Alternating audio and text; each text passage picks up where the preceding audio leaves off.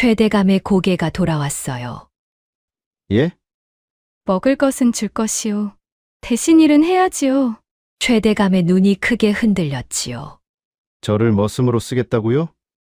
머슴이 싫으면 굶어도 좋소. 최대감의 얼굴이 일그러졌습니다.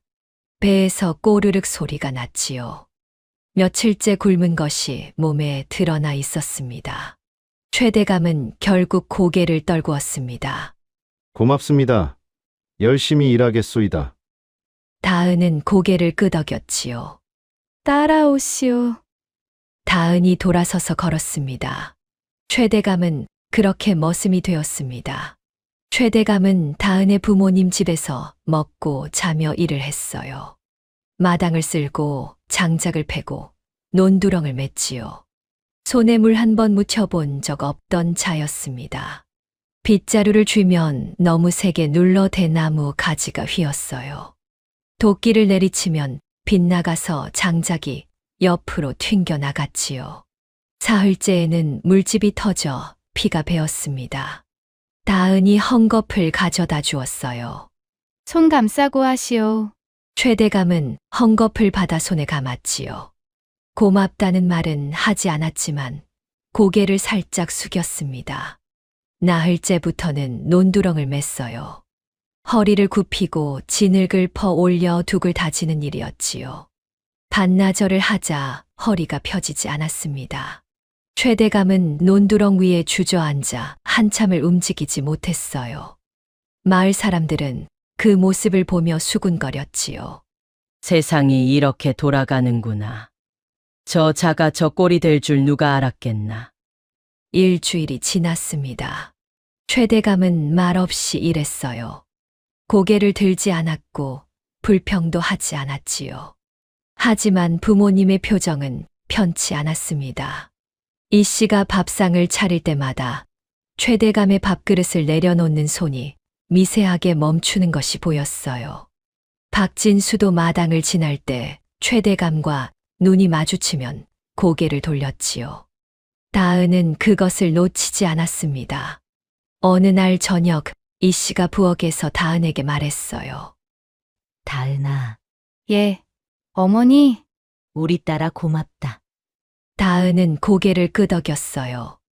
그날 저녁 다은은 부모님을 마주 앉혀놓고 말했지요. 아버지, 어머니, 저 사람이 이 집에 있으면 불편하시지요. 박진수가 고개를 끄덕였습니다. 세 사람이 잠시 말없이 앉아 있었지요. 다은이 다시 입을 열었습니다. 그래서 생각한 것이 있어요. 뭔데? 돈을 좀 주어서 다른 마을로 보내면 어떻겠습니까? 여기서는 아무도 그를 사람으로 대하지 않을 것입니다. 다른 데서 새로 시작하게 해주는 것이 차라리 낫겠어요. 박진수가 딸을 바라보았어요.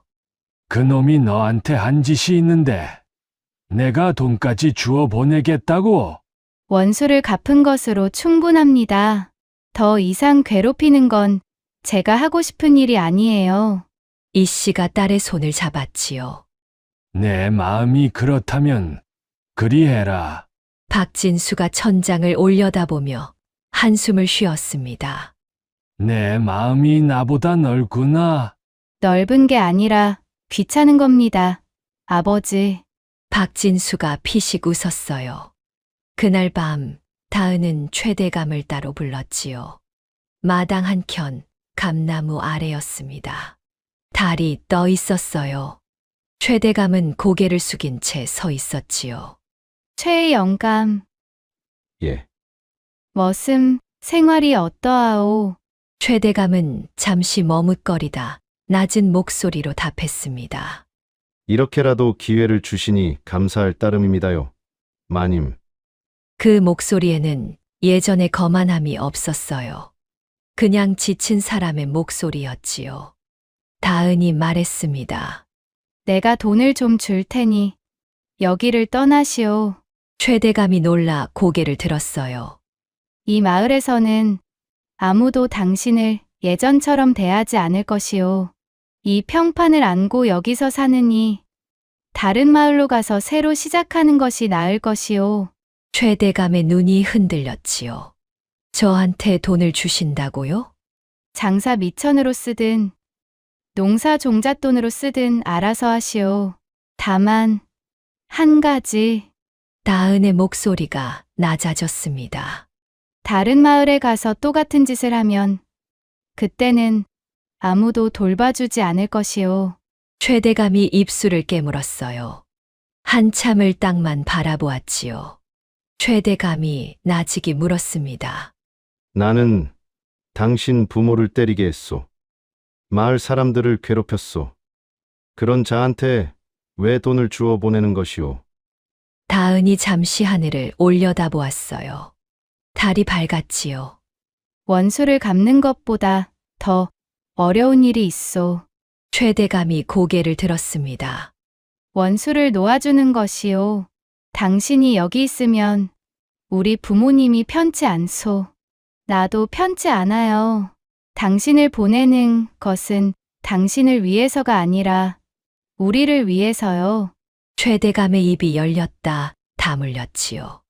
사람은 달라질 수 있소. 당신이 달라질 수 있는지는 내가 알 바 아니지만 기회는 주겠소. 최대감은 천천히 무릎을 꿇었습니다. 이 말을 땅에 대었어요. 감사합니다, 마님. 그 한마디를 내뱉은 뒤 한참을 일어나지 못했지요. 어깨가 들썩이고 있었습니다. 다은은 돌아서서 안채로 들어갔어요. 며칠 뒤 최대감은 짐을 꾸렸지요. 짐이라 해봐야 보따리 하나가 전부였습니다. 다은이 건넨 돈주머니를 품에 넣었어요. 새벽이었지요. 마을 사람들이 아직 일어나기 전이었습니다. 최대감이 먼저 그 시간을 골랐어요. 사람들 눈에 띄고 싶지 않았던 것이었지요. 대문 앞에 섰습니다. 다은이 마당에서 배웅했어요. 박진수와 이 씨도 마루 끝에 나와 서 있었지요. 말없이 서 있었습니다. 잘 가시오. 최대감은 다은을 바라보았어요. 그리고 박진수와 이 씨를 보았지요. 한참을 서 있었습니다. 마님, 최대감은 깊이 허리를 숙였습니다. 그리고 돌아서서 걸어갔어요. 안개가 낮게 깔린 길이었지요. 최대감의 뒷모습이 안개 속으로 천천히 흐려져 갔습니다.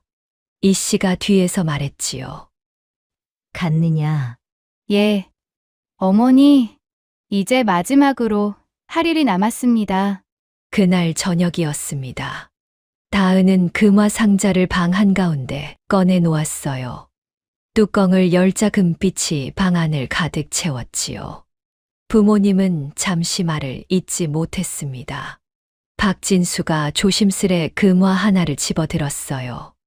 이 많은 것을 전하께서 내리신 것이냐? 예, 아버지.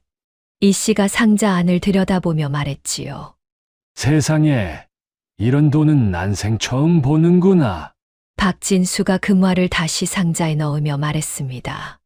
이것이면 우리 가족이 평생 먹고 살고도 남겠구나. 다은은 금화를 조심스레 둘로 나누기 시작했어요. 같은 양이 되도록 세어가며 한쪽으로 나누었지요. 한쪽을 부모님 앞으로 밀어 놓았습니다. 이것은 부모님 몫입니다. 이 씨가 손을 내저었어요. 이런 큰 돈을 우리가 어찌? 이 돈은 저 혼자 잘나서 받은 것이 아닙니다. 저를 이렇게 키워주신 것이 부모님이십니다. 부모님이 아니었으면 저는 아무것도 할 수 없었어요.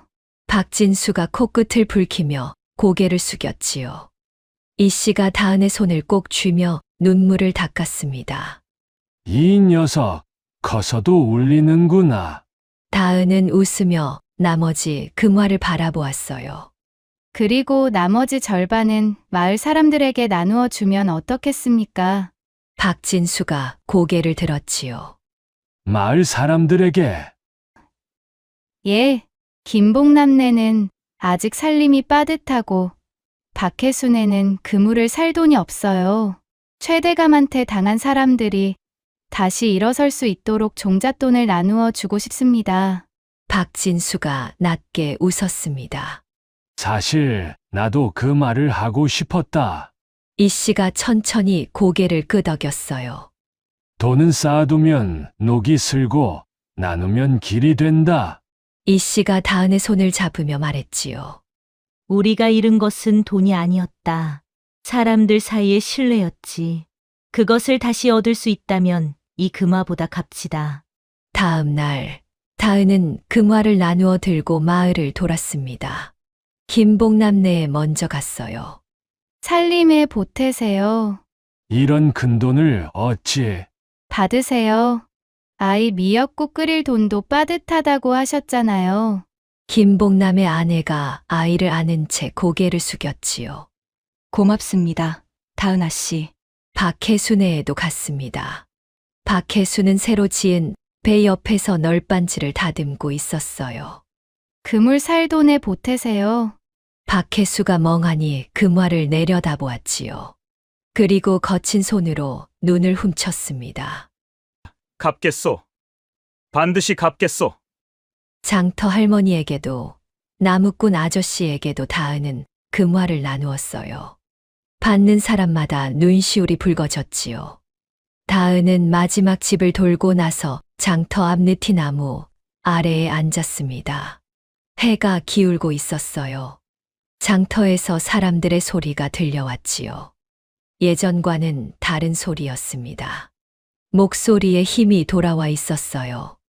다은은 느티나무의 등을 기대고 눈을 감았지요.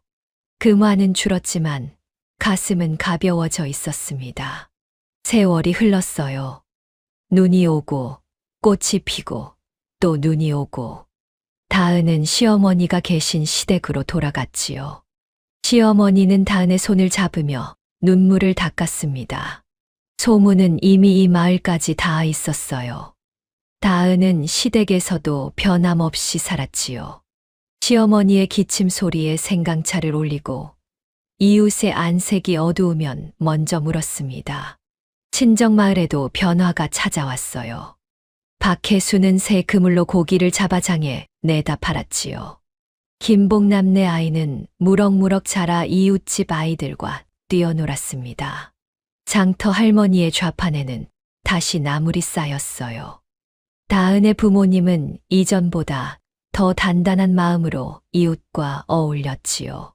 돈이 많아서가 아니었습니다. 함께 웃고 함께 밥을 먹을 사람이 곁에 있었기 때문이었어요. 세월이 더 흐른 뒤에도 사람들은 말했지요. 그 집은 만석군이라서 잘 사는 게 아니다. 사람을 얻었기에 잘 사는 것이다.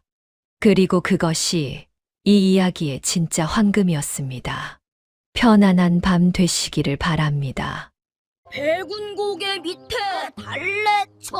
달래천 옆에는 기름진 땅. 한 7살 천재아이가 조선팔도 지도의 모든 것을 다 외워 마을 사람들을 놀라게 했습니다. 게다가 풍수지리까지 천재성을 보여 망해가는 농사를 다시 일으키고 마을 사람들에게 없어서는 안 될 아이가 되었죠. 그렇게 평화롭던 어느 날, 한 범상치 않은 낯선 남자가 천재 아이를 보게 되는데요. 전하께 보고 드려야겠군. 과연 7살 천재 아이에게는 무슨 일이 벌어진 걸까요?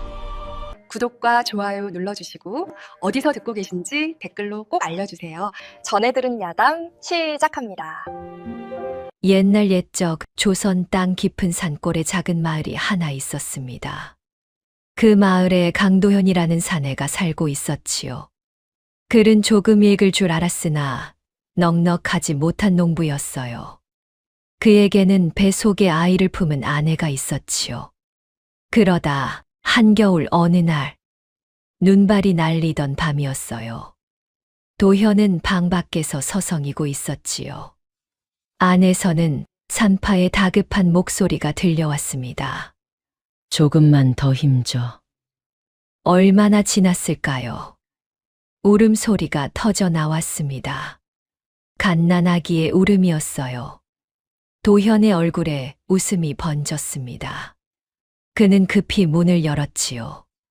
그런데 산파의 얼굴이 어두웠습니다. 들어오시오. 목소리가 떨리고 있었어요. 도현은 방 안으로 들어섰습니다.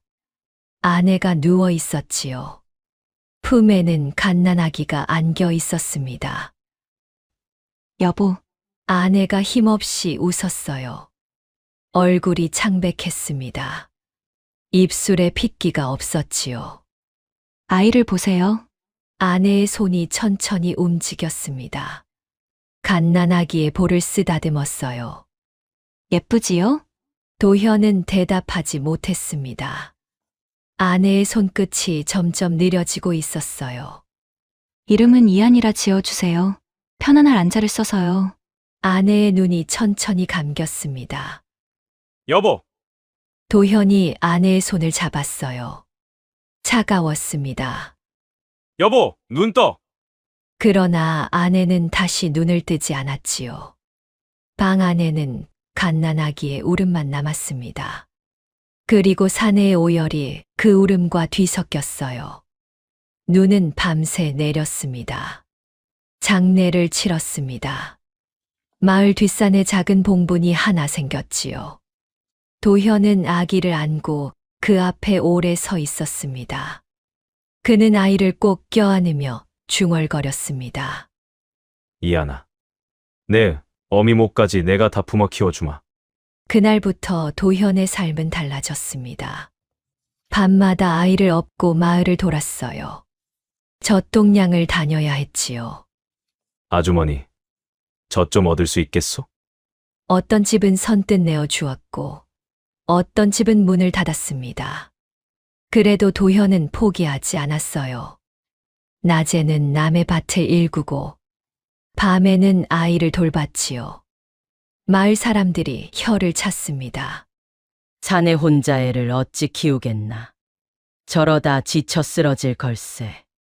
그러나 도현은 멈추지 않았습니다. 세월이 흘렀습니다. 이한이 3살이 되던 해였어요. 마을 사람들이 이상한 점을 느끼기 시작했습니다. 다른 아이들은 새소리에 웃고 흘장난을 할 나이였는데 이한은 달랐어요. 언덕에 앉아 산을 바라보았습니다. 물길을 한참 들여다보았지요. 그러던 어느 날이었습니다. 아버지 도현이 밭을 갈 자리를 두고 고민하고 있었지요. 뒤에서 작은 목소리가 들렸습니다. 아버지, 3살짜리 아이가 손가락으로 낮은 둔덕을 가리키고 있었어요. 저긴 비 오면 물이 고여요. 저쪽 땅이 더 좋을 거예요. 도현은 어이가 없었습니다. 이웃들도 웃었지요. 3살짜리가 뭘 안다고. 허허, 저 녀석 참. 하지만 며칠 뒤 큰 비가 내렸는데 도현이 원래 정해두었던 자리에는 실제로 물이 흥건히 고였어요. 발목까지 차올랐지요. 마을 사람들이 술렁였습니다. 저게 우연이겠나? 3살짜리가 그걸 어찌 알았을꼬? 도현은 아무 말도 하지 못했어요. 그저 아이를 바라볼 뿐이었습니다. 아이의 작은 등이 햇살을 받고 있었어요. 아버지 도현은 그런 아들을 보고 알 수 없는 감정이 차올랐습니다. 신기함이었어요. 그리고 어딘가 모를 두려움이기도 했지요. 이 아이는 무엇을 보고 있는 것일까? 도현은 그날 밤 잠들지 못했습니다. 아이의 잠든 얼굴을 한참이나 바라보았지요. 제발 평범하게만 자라다오. 창밖으로 달빛이 스며들었습니다. 아이는 곤히 잠들어 있었지요. 또 어느 날이었습니다. 초여름으로 접어들 무렵이었어요. 마을에는 한동안 맑은 날씨가 이어지고 있었지요. 사람들은 슬슬 가뭄을 걱정하기 시작했어요. 이하는 혼자 마을 어귀에 서 있었지요. 잠시 후 아이가 입을 열었습니다. 아버지, 밭에서 일을 하던 도현이 고개를 들었지요. 왜 그러느냐? 이하는 하늘을 올려다보며 말했습니다. 내일은 비가 올 거예요. 아버지, 도현은 멈칫했어요. 하늘을 올려다보았지요. 구름 한 점 없이 맑았습니다. 그래? 비가 온다고? 내 바람이 평소랑 달라요. 냄새도 달라요. 아이의 말은 너무도 담담했습니다.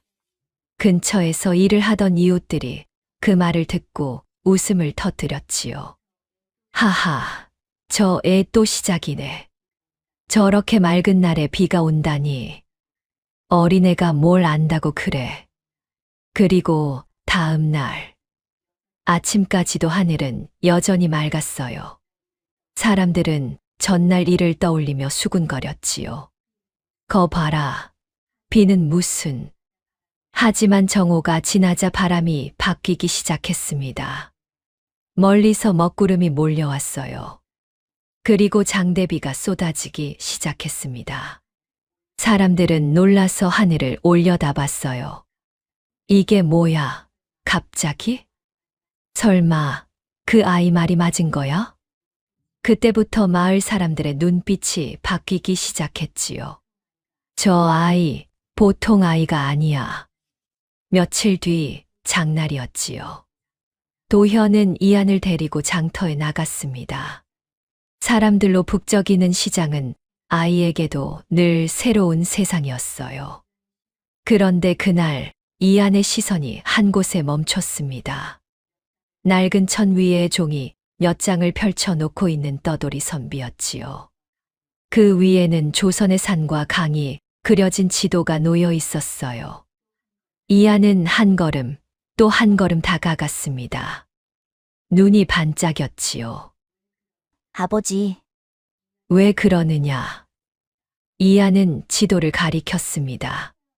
저거 사주세요. 도현은 잠시 멈칫했어요. 지도. 네. 저거 있으면 다 알 수 있을 것 같아요. 아이는 손을 꼭 쥐고 있었습니다. 평소에 떼를 쓰는 일이 거의 없던 아이였지요. 하지만 그날만큼은 달랐어요. 아버지, 저거 꼭 필요해요. 도현은 가격을 물어봤습니다. 선비가 부른 값은 결코 가벼운 돈이 아니었지요. 며칠을 일해야 겨우 벌 수 있는 돈이었어요. 결국 도현은 깊은 한숨을 내쉬었어요. 주시오. 동전을 꺼내 건넸습니다. 선비는 지도를 말아 건네주며 말했지요. 이건 아무나 보는 물건이 아니네. 아이가 참 특이하군. 도현은 대답하지 않았습니다. 그저 지도를 받아든 아이를 바라봤어요. 그날 밤이었습니다. 이안은 잠도 자지 않고 지도를 펼쳐 놓았어요. 작은 손으로 산줄기를 따라가고 강을 짚으며 중얼거렸지요. 여긴 이렇게 이어지고 이 물은 여기로 흐르고. 도현은 문틈으로 그 모습을 바라봤습니다. 등잔불 아래 아이의 눈이 유난히 빛나고 있었어요. 3살짜리 아이가 지도를 읽고 있었습니다. 아무도 가르쳐 준 적이 없는데 말이지요. 밤이 깊어갔습니다. 등잔불이 흔들렸지요. 그러나 아이의 눈은 여전히 지도 위를 떠나지 않았습니다. 산과 강이 그려진 그 종이 위에서 이안은 무언가를 찾고 있었어요. 아니, 어쩌면 이미 알고 있는 것을 확인하고 있었는지도 모릅니다. 세월이 흘렀습니다. 이안이 7살이 되던 해였어요. 아이는 어느새 마을에 놀라운 구경거리가 되어 있었지요. 처음에는 그저 신기한 아이라고만 여겼습니다. 그런데 해가 갈수록 소문이 퍼져 나갔어요. 이웃 마을에서도 사람들이 찾아오기 시작했지요. 어느 날이었습니다. 마을 어귀에 사람들이 모여들었어요. 한 사내가 지도를 펼쳐놓고 이안을 불렀지요. 얘야, 이리 와 보거라. 이안이 다가갔습니다. 사내가 지도 위 한 점을 손가락으로 짚었어요. 여긴 어디냐? 이하는 망설이지 않았습니다. 거긴 중령을 넘는 길목입니다. 사내의 눈이 커졌지요. 그럼 여긴 다른 곳을 짚었어요. 낙동강 물길이 휘어지는 고을입니다. 저긴 큰 고개가 있고 장마철이면 길이 자주 끊깁니다. 주변 사람들이 술렁였습니다. 저게 정말이냐? 내가 가본 곳인데, 맞아. 어린 것이 어찌 저리 아는 거야? 사내가 고개를 갸웃하며 다시 물었지요. 그건 외운 것 아니냐? 누가 가르쳐 준 게지. 이한이 고개를 저었습니다. 아무도 안 가르쳐 줬어요. 그럼 어찌 아느냐? 그냥 보이는 대로 말하는 거예요. 사람들이 웃음을 터뜨렸어요. 허허, 보이는 대로라니. 저 녀석 말 참 재밌구나. 그때 한 농부가 앞으로 나섰습니다. 짓궂은 표정이었지요. 그래, 그럼 이건 어떠냐? 농부가 주변 산을 가리켰어요. 이 근처에 논을 내려면 어디가 낫겠느냐? 사람들이 조용해졌습니다. 이건 지도를 외운다고 알 수 있는 게 아니었지요. 이하는 잠시 주변을 둘러보았어요. 마당 흙을 집어 냄새를 맡았습니다. 바람이 부는 방향을 살폈지요. 그리고 입을 열었어요. 벼는 아래 들이 났습니다. 손가락으로 낮은 곳을 가리켰지요. 콩은 양지 쪽 비탈이 났고요. 다른 곳을 가리켰습니다. 저 아래는 물이 많아도 병충해가 생기기 쉬워요. 농부의 얼굴이 굳었습니다. 뭐라고? 물이 고이는 곳은 벌레가 많이 꼬여요. 그래서 거기는 피하는 게 좋습니다. 주변이 조용해졌지요. 처음엔 웃던 사람들이 점점 입을 다물었어요. 그건 어른들도 쉽게 알 수 없는 것이었습니다. 농부가 중얼거렸지요. 저 아래밭 작년에 병충해 났었는데 다른 사람이 고개를 끄덕였어요. 맞아, 나도 거기서 농사 망쳤어.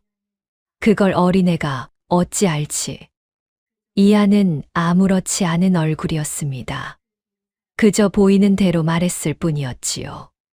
그 뒤로 사람들이 이한에게 물어오기 시작했어요. 얘야, 올해 장마는 언제쯤이겠느냐? 우리 밭에 뭘 심으면 좋겠느냐?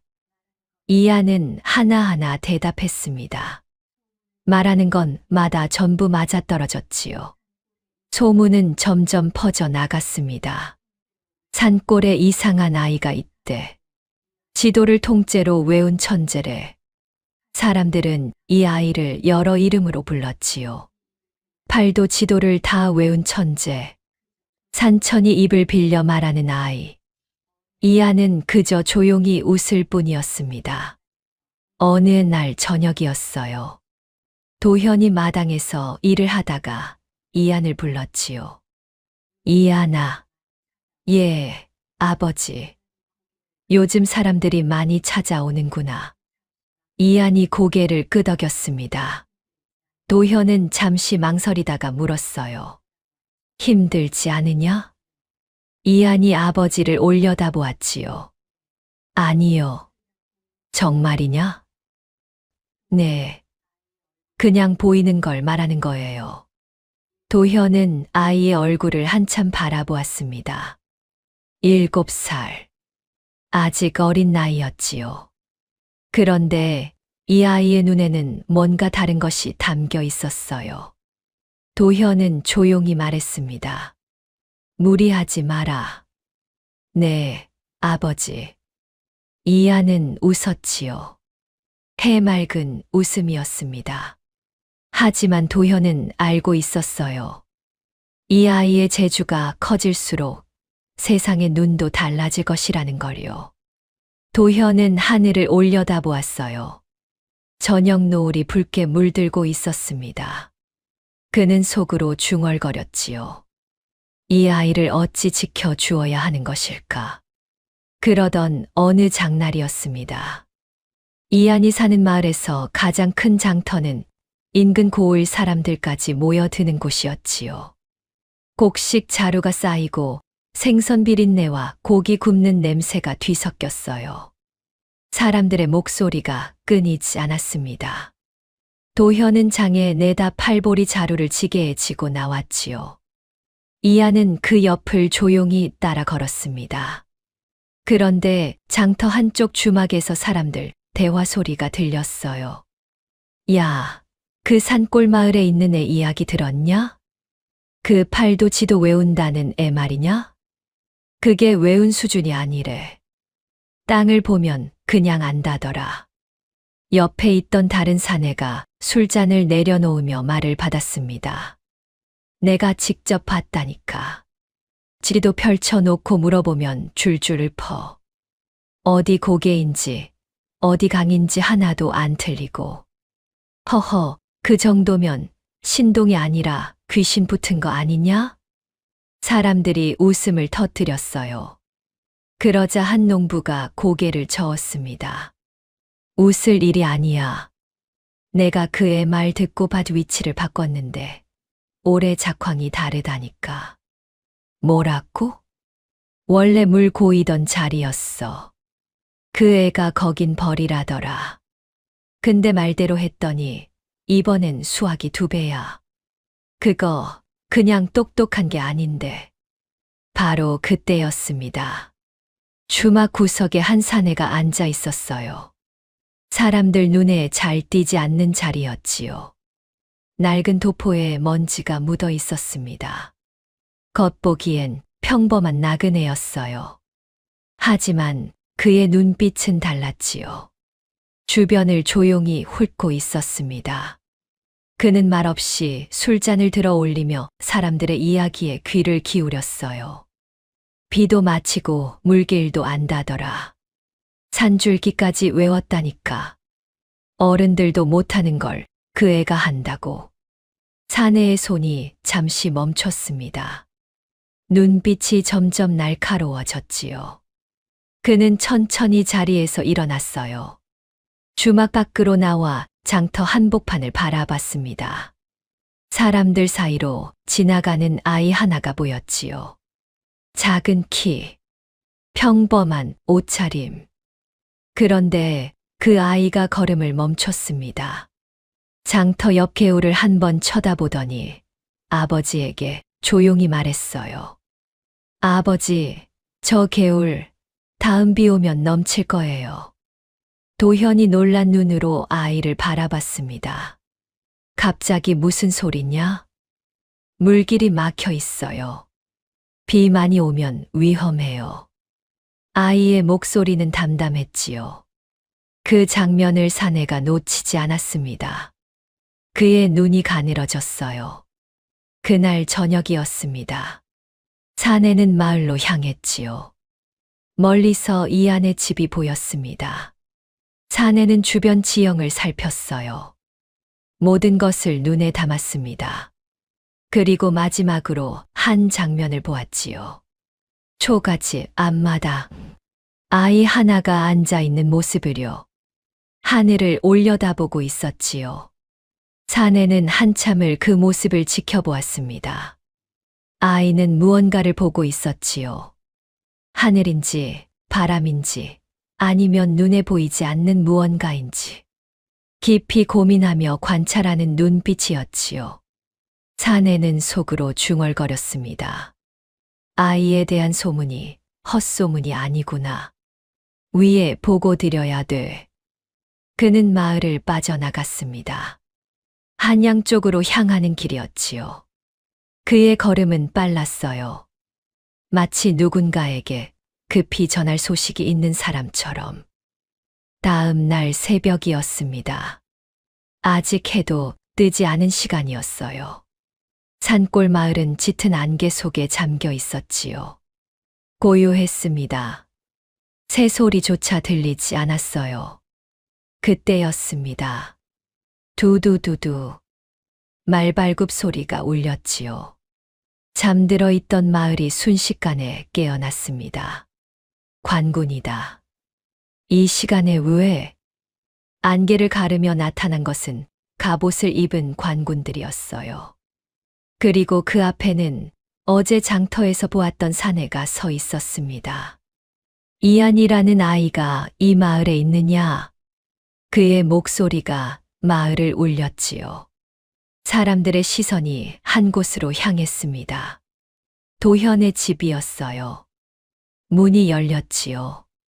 강도현이 모습을 드러냈습니다. 그의 손은 떨리고 있었어요. 뒤에는 이안이 조용히 서 있었지요. 도현은 아이를 뒤로 숨기며 말했습니다. 무슨 일이옵니까? 잠시 침묵이 흘렀어요. 왕의 명이다. 공기가 얼어붙었습니다. 그 아이를 궁으로 모셔 오라 하셨다. 도현의 얼굴이 굳었지요. 궁, 왕, 평생 한 번도 닿을 수 없는 곳이었습니다. 도현은 떨리는 목소리로 물었어요. 죄를 물으려 부르신 것이 아니옵니까? 전하께서 친히 부르신 것이다. 그제야 조금 숨이 돌아왔지요. 하지만 곧 걱정이 들었습니다. 소인도 함께 가겠사옵니다. 도현이 고개를 숙이며 말했어요. 사내의 표정이 단단해졌습니다. 허락되지 않는다. 전하께서는 아이만 부르셨다. 짧고 냉정한 말이었습니다. 도현은 한 걸음 앞으로 나섰어요. 아직 7살입니다. 혼자 보내기에는 너무 어린 아이옵니다. 목소리가 높아졌지요. 소인도 곁에 있어야. 안 된다. 말이 잘렸습니다. 왕명이다. 그 한마디에 도현의 입이 다물어졌어요. 더 말하면 거역이 되는 것이었지요. 도현의 무릎이 천천히 꺾였습니다. 그는 고개를 숙인 채 떨리는 목소리로 말했어요. 알겠사옵니다. 이안이 조용히 앞으로 나왔습니다. 아버지를 내려다봤지요. 아버지. 도현이 고개를 들었어요. 눈이 이미 붉어져 있었습니다. 다녀오겠습니다. 도현의 입술이 떨렸지요. 말을 하려 했지만 목이 막혀 나오지 않았어요. 그는 결국 아이의 어깨를 붙잡았습니다. 겁나지 않느냐? 이안은 잠시 생각하더니 말했지요. 조금요. 그리고 덧붙였어요. 그래도 다녀오겠습니다. 그 말에 도현의 눈에서 눈물이 흘러내렸습니다. 잘 다녀와라. 이안은 고개를 끄덕였지요. 그리고 돌아섰습니다. 그 작은 등이 처음으로 아버지의 손을 벗어났어요. 말이 움직이기 시작했지요. 이안은 뒤를 돌아보지 않았습니다. 하지만 도현은 끝까지 서서 그 뒷모습을 바라봤어요. 작아지고 또 작아지고 결국 보이지 않을 때까지. 그제야 다리가 풀리듯 주저앉았습니다. 이안아. 아무도 듣지 못할 목소리였지요. 한편 이안은 관군과 함께 길을 나섰습니다. 처음 보는 길이었어요. 처음 보는 세상이었지요. 넓은 들판이 펼쳐졌습니다. 큰 강이 흐르고 사람들이 모여 사는 마을이 이어졌어요.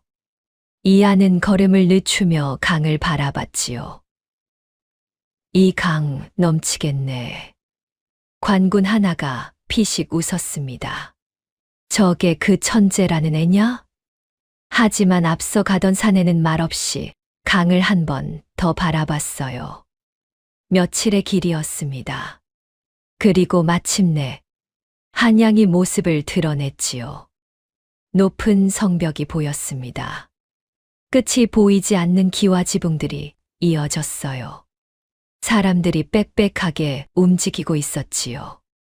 이안의 걸음이 멈췄습니다. 한양.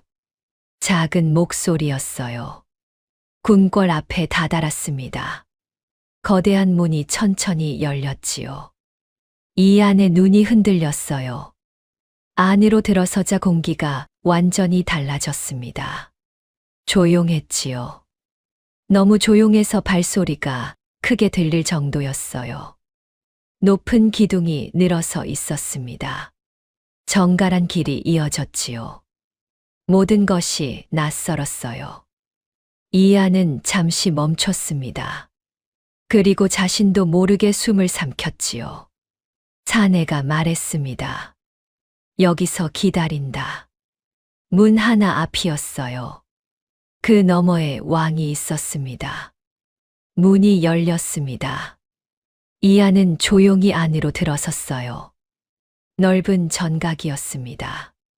높은 기둥이 좌우로 늘어서 있었지요. 대신들이 줄지어 앉아 있었어요. 그리고 가장 안쪽 높은 자리에 앉아 있는 존재가 보였습니다. 왕이었지요. 이안이 겁을 먹어 발걸음이 잠시 멈췄어요. 하지만 곧 다시 움직였습니다. 가까이 오라. 이안은 고개를 숙인 채 앞으로 나아갔지요. 작은 발걸음이었지만 한 번도 멈추지 않았습니다. 그때였어요. 한 대신이 앞으로 나섰습니다. 모든 대신들 가운데 가장 위쪽 자리에 앉아 있던 이였지요. 무거운 관복을 입고 있었어요. 전하. 낮지만 깊은 목소리였습니다. 이 아이는 고작 7살이옵니다. 나라의 큰일을 논할 자리가 아니옵니다. 전각이 조용해졌지요. 왕의 시선이 천천히 움직였습니다. 영의정. 짧은 호명이었어요. 하지만 공기가 달라졌지요. 지금이 어느 때인지 아느냐. 왕의 목소리는 낮았지만 무거웠습니다. 백성들이 굶고 있다. 어디는 비 한 방울 없어 논이 갈라지고 어디는 물이 넘쳐 집이 떠내려간다. 왕의 시선이 이안에게 향했어요. 이 아이가 답을 안다 하여 불렀다. 나이는 중요하지 않다. 최영의정은 입을 다물었습니다. 하지만 눈빛은 여전히 날카로웠지요. 왕이 손짓했어요. 지도를 펼쳐라. 신하가 조선팔도 지도를 펼쳤습니다. 왕은 손가락으로 몇 곳을 짚었지요. 보아라. 이 지역은 해마다 가뭄이 든다. 다른 곳을 짚었어요. 이 지역은 매년 홍수가 난다. 백성들이 해마다 고통을 받고 있다. 잠시 멈췄습니다. 어찌해야 한다고 생각하느냐? 전각이 완전히 조용해졌지요. 이안은 한 걸음 앞으로 나섰어요. 지도를 내려다봤습니다. 잠시 아무 말도 하지 않았지요. 그리고 입을 열었어요. 전하, 이 지도는 잘못되었습니다. 순간 전각이 술렁였습니다. 무엄하다. 최영의정의 눈빛이 번뜩였지요. 전하 앞에서 감히. 그만. 왕의 한마디에 모든 소리가 멈췄어요. 계속 말해보아라. 이안은 지도를 가리켰습니다. 이 산줄기 끊겨 있습니다. 산은 이어져야 합니다. 손가락이 천천히 움직였지요. 이 강도 이리 흐르지 않습니다. 왕이 짚었던 두 지역을 번갈아 가리켰어요. 이렇게 보시면 물을 잘못 보게 됩니다. 이안의 목소리는 작았지만 분명했습니다. 가뭄이 드는 곳은 물이 없는 것이 아닙니다. 물이 들어가지 못하는 것입니다. 왕의 눈빛이 바뀌었지요. 그리고 홍수가 나는 곳은 물이 많아서가 아니라 빠져나가지 못하는 것입니다. 완전한 침묵이었어요. 이안은 계속 말했습니다. 지금은 물을 막고 있습니다. 그래서 한쪽은 말라 죽고 한쪽은 넘쳐 죽습니다. 지도 위를 따라 손을 움직였지요. 여기서 이 물기를 열어야 합니다. 막혀 있는 옛 물기를 다시 살리면 홍수는 나뉘어 흐르고 가뭄 지역으로 물이 들어갑니다. 다른 곳을 짚었어요. 그리고 이곳에는 둑을 더 쌓는 것이 아니라 물을 잠시 머물게 할 곳을 만들어야 합니다. 그래야 비가 없을 때 쓰게 됩니다. 이하는 마지막으로 말했습니다. 막지 말고 흐르게 해야 합니다. 전각이 완전히 조용해졌지요. 누구도 말을 하지 못했어요. 최영의정조차 입을 다물고 있었습니다. 왕은 한참 동안 아무 말도 하지 않았지요. 그리고 천천히 몸을 앞으로 기울였어요. 그대로 하면 되는 것이냐? 이한이 고개를 끄덕였습니다. 예, 전하. 짧고 확신 있는 대답이었지요. 왕의 눈이 깊어졌어요. 이 아이는 짐작이 아니라 알고 있었습니다. 좋다. 왕이 입을 열었지요. 그대로 시행한다.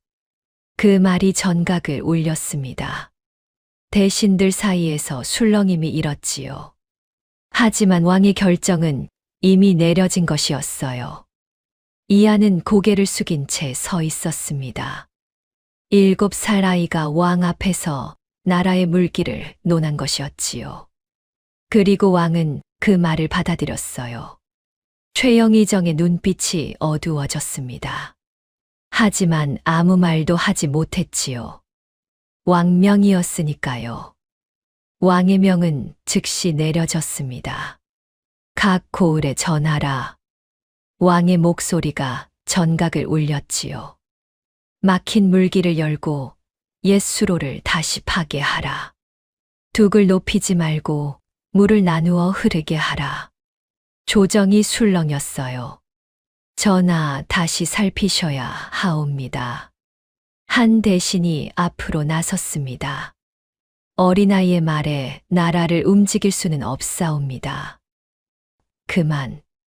왕의 목소리는 단호했지요. 지금은 의심할 때가 아니다. 움직일 때다. 그 한마디에 모든 반대가 멈췄습니다. 명령은 내려졌어요. 사람들이 움직이기 시작했지요. 각 고을로 전령이 달렸습니다. 막힌 물길이 열렸어요. 버려졌던 수로가 다시 살아났지요. 삽을 든 백성들이 땅을 팠습니다. 물이 흐르기 시작했어요. 그리고 시간이 흘렀습니다. 7째 날이었지요. 급보가 올라왔어요. 전하, 관리 하나가 급히 달려와 무릎을 꿇었습니다. 보고 드리옵니다. 말하라. 관리의 숨이 가빴지요. 홍수가 나던 고을에서 물이 빠지기 시작하였사옵니다. 조정이 술렁였어요.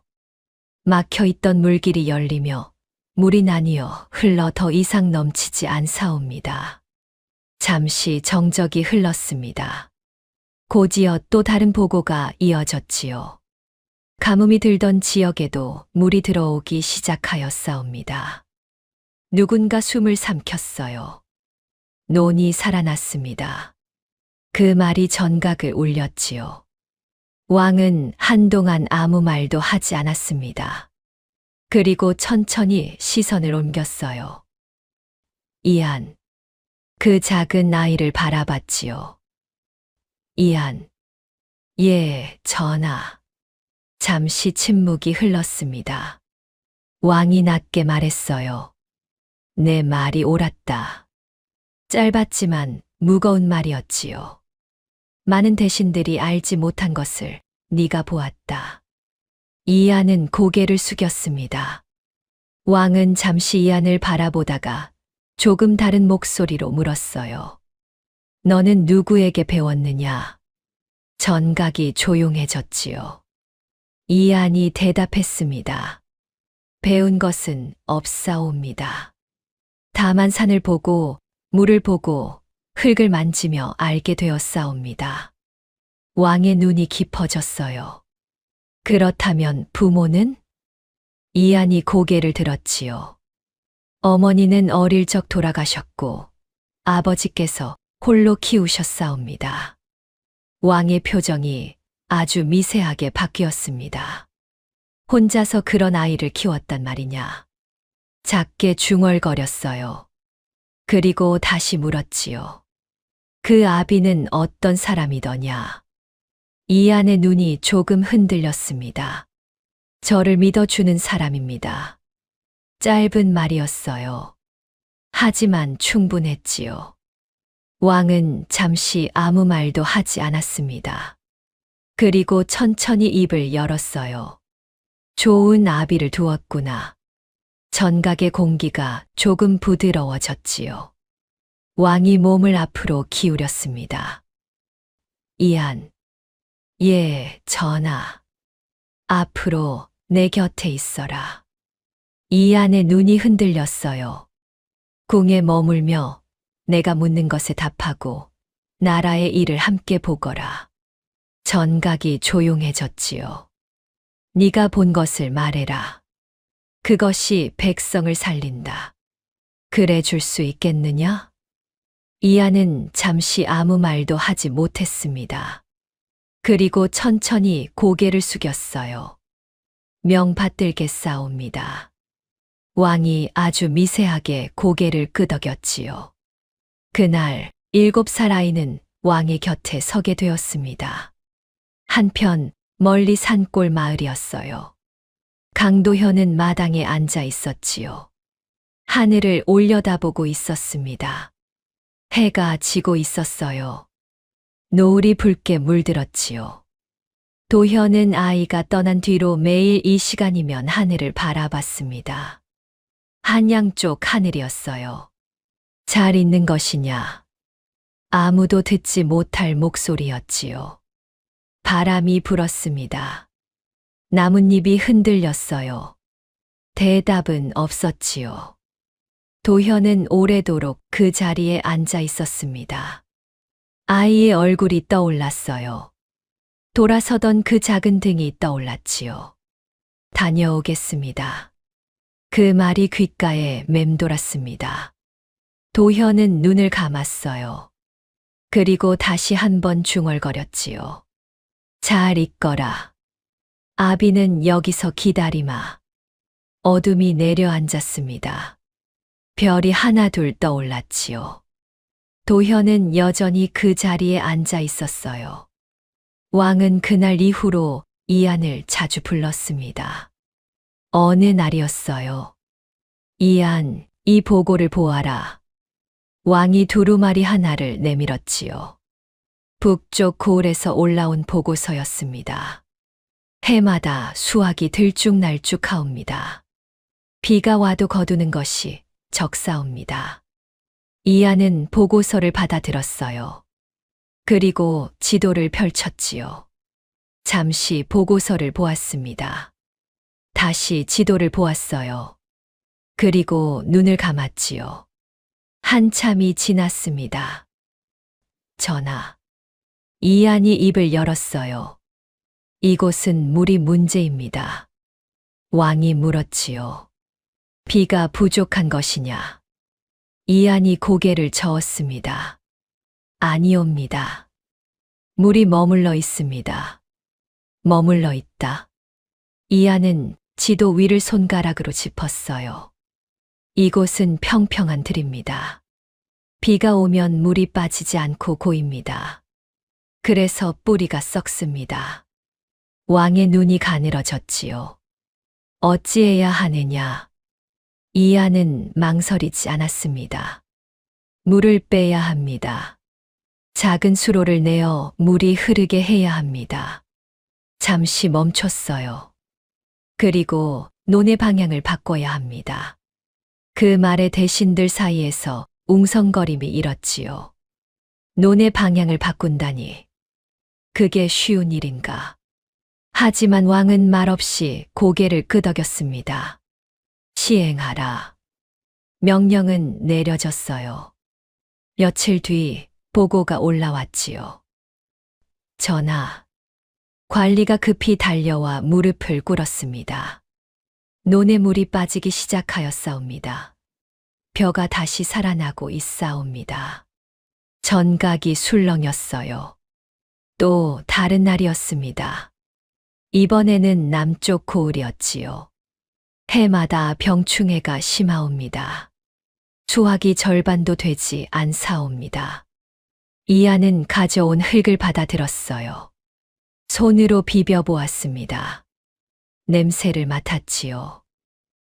전하, 이 땅은 너무 따뜻합니다. 왕이 눈을 좁혔어요. 따뜻하다. 예. 햇빛이 오래 머물고 물이 얕게 고입니다. 그래서 벌레가 많습니다.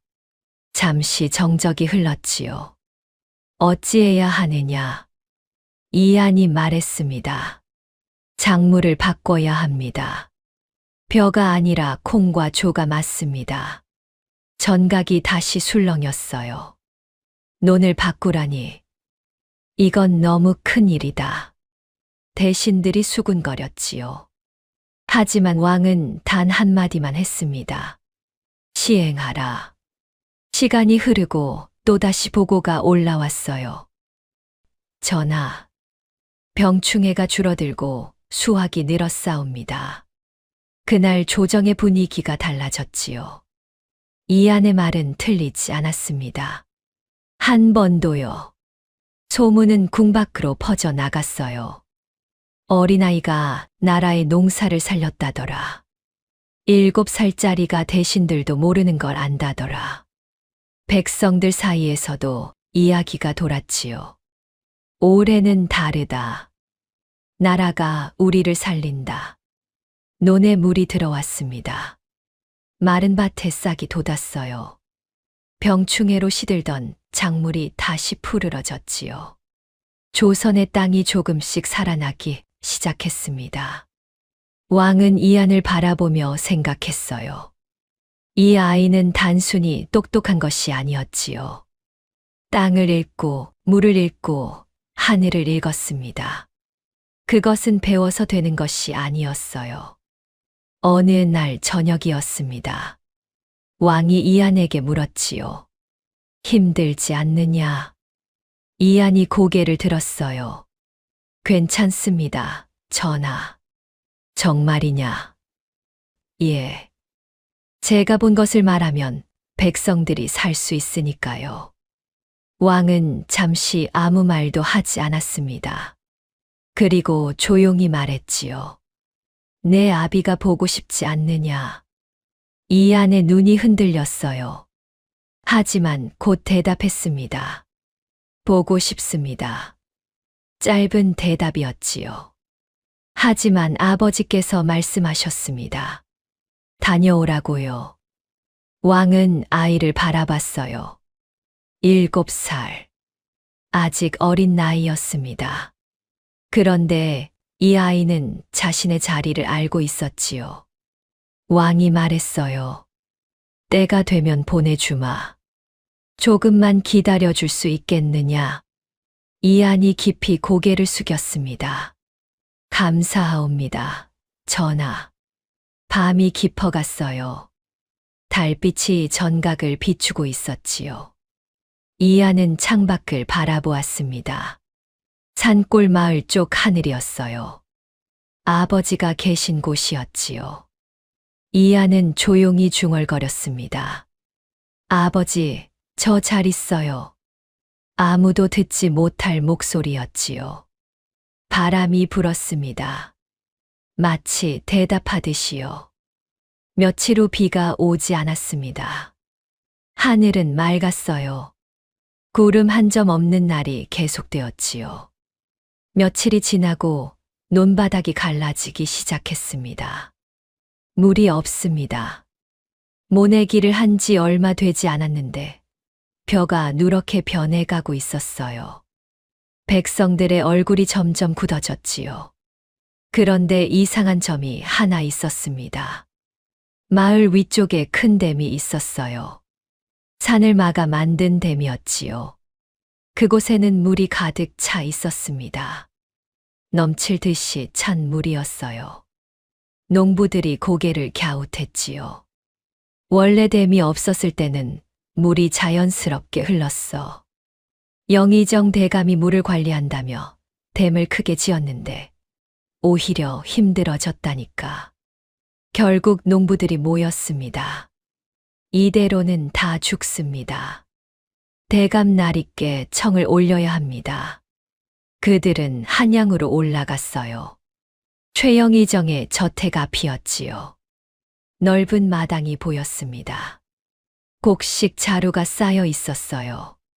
그곳에는 가뭄이 없었지요. 대감 나리, 농부들이 엎드렸습니다. 요즘 비가 오지 않아 백성들이 죽어가고 있사옵니다. 부디 댐의 물을 조금만 풀어주시옵소서.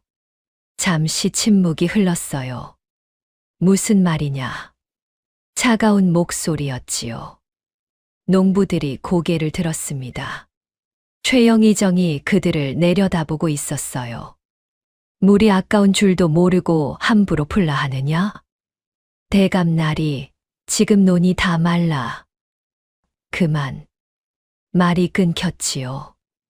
물은 쓸 때가 있는 법이다. 지금은 아낄 때다. 그의 눈빛은 흔들림이 없었습니다. 돌아가라. 비가 올 때까지 기다려라. 농부들은 더 말하지 못했어요. 고개를 숙이고 돌아섰지요.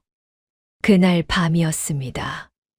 댐의 물문이 조용히 열렸어요. 물이 흐르기 시작했지요. 하지만 그 물은 백성들의 논으로 가지 않았습니다. 숨겨진 수로가 있었어요. 물길이 방향이 바뀌어 있었지요. 그 끝에는 푸르게 살아있는 논밭이 있었습니다. 물이 충분히 흐르고 있었어요. 그곳은 최영의정 자신의 땅이었지요. 이쪽으로 더 돌려라. 그가 말했습니다. 물이 넘치지 않게만 맞추어라. 하인들이 고개를 숙였어요. 예, 대감 나리. 자신만 물을 독점하고 있던 것입니다. 며칠 뒤였습니다. 백성들의 밭은 거의 말라버렸지요. 작물은 죽고 논은 갈라졌어요. 장터에 사람들이 몰려 있었습니다. 곡식이 들어왔다. 쌀이다. 하지만 가격이 달랐어요. 이게 무슨 값이오? 2배가 넘지 않소. 상인이 태연하게 말했지요. 요즘 가뭄 아니오? 귀한 것이니 값이 오르는 게 당연하지. 백성들은 말을 잇지 못했습니다. 하지만 살 수밖에 없었어요. 아이를 먹여야 했으니까요. 장터 뒤쪽에 누군가 서 있었습니다. 최영의정이었지요. 그는 멀리서 그 모습을 바라보고 있었어요. 그리고 아주 미세하게 웃었습니다. 잘 팔리는군. 옆에 있던 관리가 고개를 숙였지요. 예, 대감 나리. 요즘은 내놓는 대로 다 팔리고 있사옵니다. 좋다. 값은 더 올려라. 그 모습을 멀리서 지켜보는 눈이 있었습니다. 이안이었어요. 그는 처음에는 이해하지 못했지요. 댐에는 물이 가득한데 왜 백성들의 논은 말라가는 것일까? 이안은 직접 움직였습니다. 댐으로 올라갔어요. 가득 찬 물이 보였지요. 닫혀 있는 수문도 보였습니다. 그런데 몰래 열려 있는 다른 물길이 있었어요. 이안은 그 길을 따라갔지요. 그리고 보았습니다. 푸르게 살아있는 논, 그 주변에 쌓인 곡식. 이안의 눈이 천천히 변했어요. 다시 장터로 내려왔지요. 아이를 안고 우는 여인이 보였습니다. 돈이 없어 돌아서는 노인이 보였어요. 그 모든 것을 이안은 다 보았지요. 이안이 조용히 중얼거렸습니다. 자기가 물을 혼자 다 쓰고 곡식을 비싸게 팔아먹으려고 이렇게 만든 거구나. 주먹이 떨렸어요. 아주 나쁜 사람이군. 아주 작은 목소리였지요. 하지만 그 안에는 분명한 것이 담겨 있었습니다. 이안은 궁으로 돌아갔어요. 왕에게 말해야 했지요. 이 사실을 알려야 했습니다. 이안이 조용히 왕 앞으로 나아갔습니다. 무릎을 꿇었지요. 전하, 소인이 직접 보고 온 바를 아뢰옵니다. 왕이 고개를 끄덕였어요. 말해 보아라. 이안이 입을 열었습니다. 영의정은 가뭄이 든 고을의 백성들에게 물을 내리지 않고 있사옵니다. 산 위의 댐에는 물이 가득한데도 수문을 열지 않고 그 물을 몰래 자기 논밭으로만 돌리고 있었사옵니다. 왕의 얼굴이 굳어졌지요. 그 때문에 백성들의 논은 갈라지고 작물은 말라 죽고 있는데 정작 영의정의 땅만 푸르게 살아있사옵니다. 그 말이 사실이냐? 왕의 목소리가 낮아졌어요. 네가 분명히 두 눈으로 보고 온 것이냐? 이안이 고개를 들지 않은 채 대답했습니다. 예, 전하. 소인이 직접 보았사옵니다. 잠시 멈췄지요. 그것뿐만이 아니옵니다. 백성들의 농사가 망하자 영의정은 자기 창고에 쌓아둔 쌀을 장터에 내다 팔고 있었사옵니다. 평소 값의 2~3배를 받으며 굶주린 백성들의 사정을 오히려 돈벌이로 삼고 있었사옵니다. 왕이 주먹을 꽉 쥐었어요. 백성을 굶겨놓고 곡식을 비싸게 판단 말이냐. 분노가 담긴 목소리였습니다. 그런 자라면 더 두고 볼 것도 없다. 당장 의금부에 명하여 파직하고 죄를 묻게 하겠다. 그 순간 이안이 급히 고개를 들었지요. 아니 되옵니다, 전하. 전각 안이 조용해졌습니다. 왕이 이안을 내려다보며 물었어요. 어찌하여 아니 된다는 것이냐? 저 정도면 이미 죄가 분명하지 않으냐? 이안이 숨을 가다듬고 차분히 입을 열었지요. 전하, 영의정의 죄는 분명하옵니다. 그러나 지금 전하께서 곧바로 영의정을 치시면 영의정은 죄인이 아니라 오히려 억울한 충신인 척할 것이옵니다. 왕의 눈빛이 살짝 흔들렸어요. 분명 이렇게 말할 것이옵니다. 가뭄이 들어 물을 아꼈을 뿐이다. 백성을 해치려 한 것이 아니다. 어린아이의 말만 믿고 전하께서 대신을 내치셨다 하고 스스로를 꾸밀 것이옵니다. 이안은 말을 이었습니다.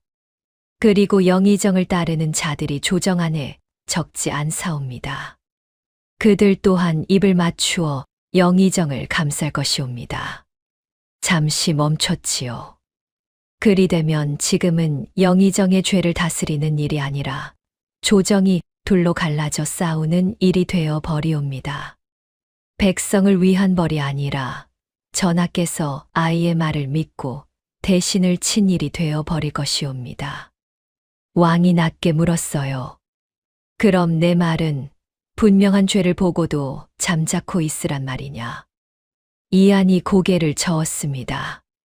잠자코 있으시라는 뜻이 아니옵니다.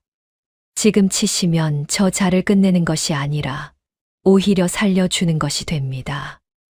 왕의 눈이 깊어졌지요. 그러나 전하께서 직접 보시고 백성도 보고 조정의 대신들도 모두 두 눈으로 보게 되면 그때는 누구도 영의정을 감싸지 못할 것이옵니다. 이안의 목소리는 작았지만 분명했어요. 그때의 벌은 싸움이 아니라 정의가 되옵니다. 왕은 한동안 아무 말도 하지 않았습니다. 이안이 마지막 말을 조심스럽게 올렸지요. 전하, 소인에게 딱 열흘만 주시옵소서. 머지않아 큰 비가 여러 차례 내릴 것이옵니다. 그 비가 그치기 전에 영의정의 욕심이 스스로 드러날 것이옵니다. 왕이 깊은 숨을 내쉬며 물었어요. 네가 그리 장담하는 까닭이 무엇이냐? 이안이 조용히 대답했습니다. 욕심은 반드시 넘치옵니다. 영의정은 물을 가두어 제 이익으로 삼고 있사온데 하늘이 비를 내리면 그 가둔 물이 도리어 저 자를 무너뜨릴 것이옵니다. 왕은 잠시 이안을 바라봤지요. 7살 아이였습니다. 그런데 이 아이는 조정의 대신들도 생각하지 못한 것을 보고 있었어요. 왕은 마침내 천천히 고개를 끄덕였습니다. 좋다. 열흘을 주마. 잠시 멈췄지요. 그러나 내 말이 틀리면 그 또한 가벼운 일이 아닐 것이다. 이안이 깊이 머리를 숙였어요. 명받들겠사옵니다. 왕은 자리에서 일어났습니다. 창밖을 바라봤지요. 맑은 하늘이었어요. 구름 한 점 없었습니다. 비가 온다 하였느냐? 예, 전하. 곧 내릴 것이옵니다. 왕은 고개를 돌리지 않았어요. 기다려 보겠다. 이안은 조용히 물러났습니다. 열흘. 그 안에 모든 것이 드러날 것이었지요. 이안은 하늘을 올려다보았어요. 바람이 달라지고 있었습니다. 곧 비가 올 것이었지요. 이안은 가뭄이 든 마을로 내려갔습니다. 갈라진 논바닥을 한참 바라보았지요. 금이 간 흘, 누렇게 마른 벼, 모든 것이 죽어가고 있었어요. 우물가에 노인 한 분이 앉아 있었습니다. 말라붙은 바가지를 내려놓으며 혀를 찼지요. 이래서야 올해는 다 굶어 죽게 생겼구나. 노인의 목소리가 힘이 없었어요. 저 위에 물이 저리 많은데도 한 방울이 안 내려오니 사람 목숨이 참 하찮다. 이안이 조용히 다가갔습니다. 어르신. 노인이 고개를 들었지요. 저 위쪽 두 가래에 사는 사람들은 다 여기 계십니까? 노인이 힘없이 대답했어요. 아니다. 아래쪽 낮은 땅에 사는 집들도 많지. 그런데 비가 오면 원래 낮은 데부터 잠기기 마련이라 다들 겁을 내고 있지. 이안은 잠시 생각했습니다. 그리고 담담하게 말했지요.